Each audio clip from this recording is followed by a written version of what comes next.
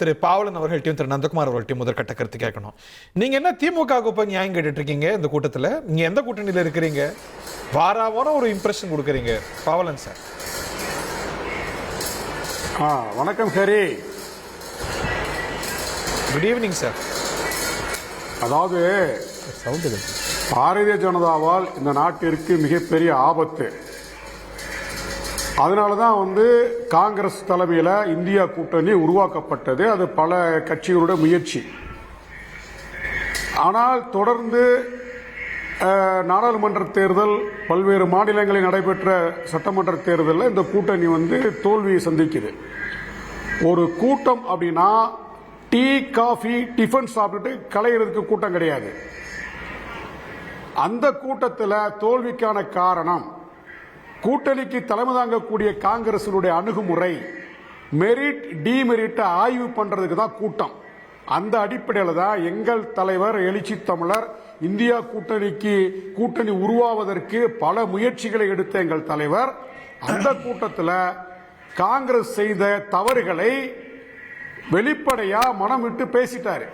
அவங்க தமிழ்நாட்டில் அவங்க நடத்தின அணுகுமுறை, மேற்கு வங்கத்தில் அவங்களுடைய அணுகுமுறை, தமிழ்நாட்டில் என்ன அணுகுமுறை ஏங்க அதாவது இப்ப மேற்கு வங்கத்தில் கடைசியில் என்ன ஆச்சு? தமிழ்நாட்டில் என்ன பண்ணாங்க? என்ன அணுகுமுறை? தமிழ்நாட்டில் நீங்க 2000 இப்ப இந்த கூட்டணி மதசார்பற்ற முற்போக்கு கூட்டணி 2004 உருவாக்கப்பட்டது. அதுக்கப்புறம் 2009 மிகப்பெரிய ஒரு வெற்றி காங்கிரஸ் தலைமையில் திமுக, விசிக உட்பட பல கட்சிகள் வெற்றி பெற்று ஆட்சி அமைச்சோம். அடுத்தடுத்த தேர்தலில் காங்கிரஸ் அணுகுமுறை என்பது இல்ல 26 தேர்தலில் தமிழ்நாட்டில் காங்கிரஸோட அணுகுமுறையை விமர்சிச்சு இந்த கூட்டத்தில் திரு திருமாவளவன் பேசியிருக்கிறார். அது எலாபரேட் பண்ணுங்க, என்ன தப்பு பண்ணாங்க? அதாவது மத்திய மாநில அரசுகளின் கூட்டு முயற்சி, கூட்டு உறவு, அதுதான் இந்தியாவுக்கு மிக ஒரு அதாவது கூட்டாட்சி தத்துவத்துக்கு அது சரியா இருக்கும். ஆனால் காங்கிரஸ் கடைசி நேரத்தில் அதிகப்படியான இடங்களை கேட்டு ஒரு நெருக்கடி கொடுத்தது. இங்க பேசிக்கொண்டே தாவேக்கா பக்கம் பேசிக்கொண்டது. இந்த அணுகுமுறை என்பது தமிழ்நாட்டு மக்களை கண்காணிக்கப்பட்டது. நீங்க பீகார்ல இல்ல சார், அந்த பாதையில நீங்களும் தேர்தல் பிரச்சாரம் பண்ணல. அவங்களும் தாவேக்கா பக்கம் போயிருக்காங்க, நீங்களும் ஹரி நான் முடிச்சுக்கிறேன். இப்ப பீகார்ல காங்கிரஸ் அணுகுமுறையால் தான் அங்க ஆர்ஜேடி கூட்டணி வெற்றி பெறாம போனது. அதே போன்று மேற்கு வங்கத்தில் இவங்க சீட்டு கேட்டு நெருக்கடி கொடுத்த உடனே மம்தா பானர்ஜி தனியாக அறிவிச்சுட்டு போயிட்டாங்க. இப்ப தமிழ்நாட்டிலே அப்படி ஒரு நெருக்கடி கொடுத்தா இருந்தாலும் அன்றைக்கு அந்த கூட்டணியை தமிழ்நாட்டில் அவங்க தாவேக்கா பக்கமும் பேசிட்டு இருந்தாங்க, திமுக பக்கம் நின்று இருக்கணுங்கிறீங்க. இல்லைங்க, ஒரே சமயத்தில் ரெண்டு பக்கம் பேச்சுவார்த்தை நடத்தும் போது தமிழ்நாட்டு மக்கள் ஒரு நம்பகத்தன்மையை இழக்கிறாங்கல்ல. இவங்க ஏன் அப்படி நடந்துக்கிறான்? நீங்க போனாங்க, பின்னாடி நீங்களும் போயிட்டீங்க. என்ன வித்தியாசம்? நீங்க என்ன அவங்களை விமர்சிக்கிறீங்க? நாங்க தாவேக்கா போனது ஏங்க, நாங்க ஜனநாயகத்தை காப்பாற்ற தகவல் சொல்லிட்டு போறோம். அது ஜனநாயகத்தை காப்பாற்ற அவங்க பண்ண ஜனநாயகத்தை மிதிக்க போனது. மாமியார் உடைச்சா ஒண்ணு, மருமக உடைச்சா ஒண்ணு, அப்படின்னு நம்ம சொல்லக்கூடாது. இல்ல அவங்க தேவையை கருதி போனாங்க. காங்கிரஸ் தங்களுடைய இருப்பை வளப்படுத்திக் அவங்க கட்சி கிட்டத்தட்ட 1967 பிறகு தமிழ்நாட்டில் வெற்றி பெற முடியல. இப்போ அவங்களுக்கு ஒரு தேவையை கருதி போயிட்டாங்க. ஆனா போனது தப்பு கிடையாது. ஒரு கூட்டணியில் இருக்கும்போது அந்த கூட்டணியிலிருந்து வெளியேறும் போது எத்தகைய அணுகுமுறையை கடைபிடிக்கணுமோ அந்த அணுகுமுறையை காங்கிரஸ் கடைபிடிக்கல அப்படின்றத நம்மளுடைய குற்றச்சாட்டு. ஆனால் நாங்கள் ஒரு இடத்துல இருக்கிறோம், பயணம் பண்ணோம், சொல்லிட்டு நாங்க வெளியேறோம், அடுத்த ஆட்சியில் இடம்பெறதுக்கான காரணத்தை நம்ம சொல்லிட்டோம். இது ஏற்புடையது. இந்தியா கூட்டணி உருவாவதற்கு இங்க கிளைம் பண்றாங்க. ஆனா அணுகுமுறை தவறுங்கிறீங்க. அணுகுமுறை தவறு தான். அதான் எங்க தலைவர் சொல்றாரு. காங்கிரஸ் தன்னுடைய அணுகுமுறையை மறுபரிசீலனை செய்யணும்ன்றார்ல. பயணித்த மாநில கட்சிகளை ஹரி நான் சொல்லி முடிச்சுக்கிறேன். ஹரி நான் சொல்லி முடிச்சுக்கிறேன். ஹரி, அதாவது காங்கிரஸ் மாநில கட்சிகளோடு கைகோர்க்கும் போது அந்த கட்சிகளை எப்படி வழிநடத்தணும் அப்படின்னு ஒரு அணுகுமுறை இருக்கு. எங்க தலைவர் காங்கிரஸ் குறைத்து மதிப்பிடல, காங்கிரஸ் மட்டம் தட்டி பேசல. அணுகுமுறையில் குறைபாடு இருக்கு, அணுகுமுறையை மாத்திக்கங்க அப்படிதான் அந்த கோரிக்கை. நாடு முழுக்க உங்களை பத்தி சொல்றாங்க. இதே சார் அவர் சொல்றதுல இருந்து ஒரு பாடம் இருக்குல்ல சார். திரு திருமாவளவனும் சகோதரர் பாவலனும் காங்கிரஸை விமர்சிக்க உரிமை உண்டு. ஆனால் மக்களுக்கு அது என்னன்னு தெரியும். கூடுதல் சீட்டு கேட்டது நாங்களும் கேட்டோம், அவங்களும் கேட்டாங்க. நான் எங்களையும் தாவேக்காவுக்கு அழைச்சாங்க, அவங்களையும் அழைச்சாங்க. அதனால் நான் வந்து எந்த குறையும் அவங்க மேலே சொல்ல முடியாது. அதே நேரத்தில் வந்து கிழக்கு, அதாவது மேற்கே சூரியன் உதிக்கலைன்னா காங்கிரஸ் தான் காரணம்னு இன்னைக்கு தமிழ்நாட்டில் உள்ள ஊடக பேச்சாளர்கள் சொல்றாங்கன்னு சொன்னா அதையும் நாங்க ஒன்றும் சொல்ல முடியாது. ஏன்னா அவங்க ஏதாவது சொல்லிட்டு போட்டோம் சார். இந்தியா கூட்டணியிலே எல்லாரும் பேசுறாங்க பாருங்க. ஊடக பேச்சாளர்களுக்கு வேலை இல்லை. எங்களுக்கு பெரிய கட்சி இந்தியா கூட்டணி தலைவர்களுக்கு ஒரே ஒரு நிமிஷம், தமிழ்நாட்டில் பெரிய கட்சி திமுக, யூபியில் அகிலேஷ், பீகார்ல வந்து தேஜஸ்வி.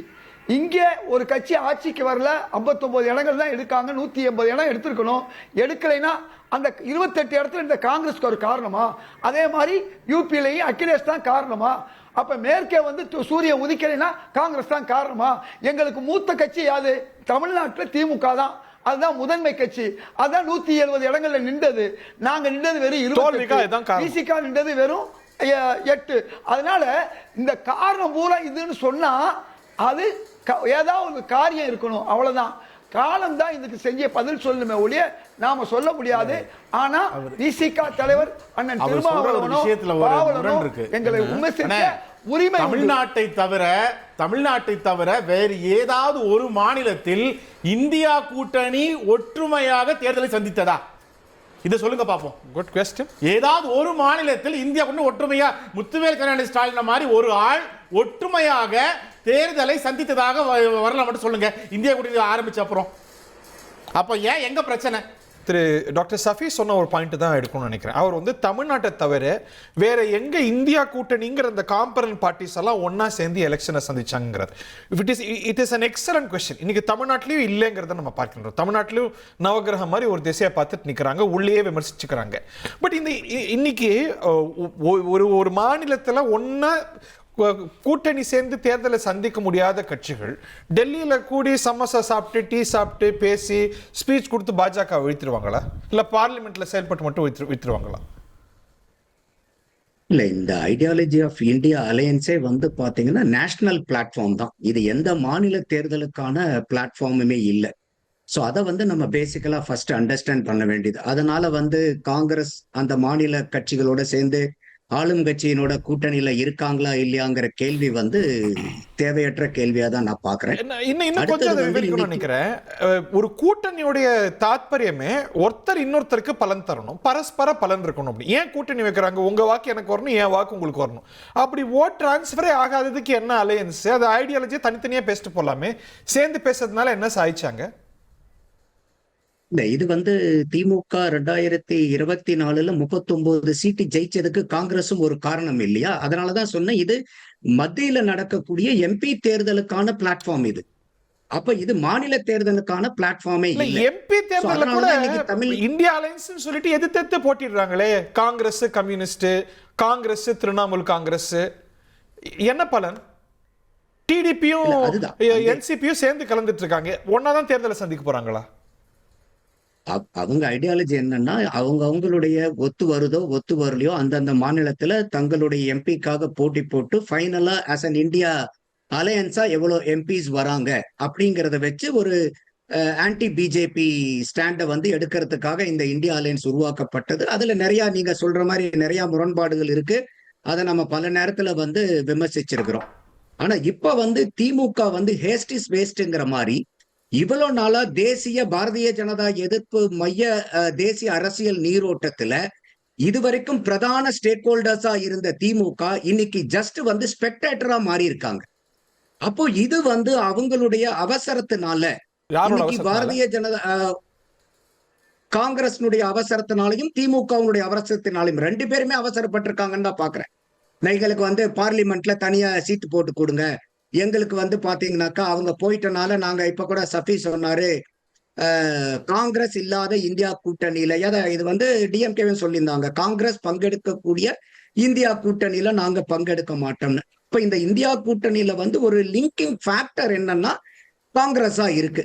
அவங்கதான் வந்து ஒரு unifying factor across all the parties across all the ஸ்டேட்டா எப்படி இருக்க முடியும் இருக்கு. unified So, அந்த factor? மாதிரி வை நாட் சார்? நீங்க காஷ்மீர்ல இருந்து கன்னியாகுமரி வரைக்கும் இல்லங்க, எல்லா ஸ்டேட்லயுமே எல்லா Congress ஸ்டேட்லயும் has rivalry with every state but party. it is the only party அதுதான் present பிரச்சனை from இப்போ. Kashmir to Kanyakumari. நான் கேக்குறேன், எந்த tell me one state where Congress is in a proper இது functionary. ஏதோ ஒரு ஸ்டேட் சொல்லுங்க, ஒரே ஒரு ஸ்டேட் வித் ப்ராப்பர் லீடர்ஷிப். எதை சொல்றீங்க? இல்ல, இப்ப காங்கிரஸ் இது வந்து ஜார்க்கண்ட், ஆ காஷ்மீர் என்ன பண்ணி வச்சிருக்கீங்க ஜார்க்கண்ட் காங்கிரஸ்ல? நின்றோம், வென்றோம். என்ன சொல்றீங்க காஷ்மீர்ல வென்றோம்னு? நீங்க தான் இல்ல, கதர்னீங்க. ஜம்முல பாஜக என்ன நீங்க வேலை பண்ணாங்கன்னு. செய்யலன்னு உமர் அப்துல்லாவே புலம்பினார். ஆமா, இப்போ என்ன புதுசா சொல்றீங்க? சார் ஜெயிச்சோமா இல்லையா?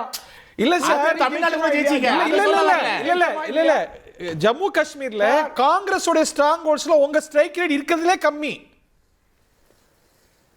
அந்த அலையன்ஸ்ல. வேற கூட்டணி கேட்ட கேள்வி, கூட்டணியா நின்று வென்றோம்.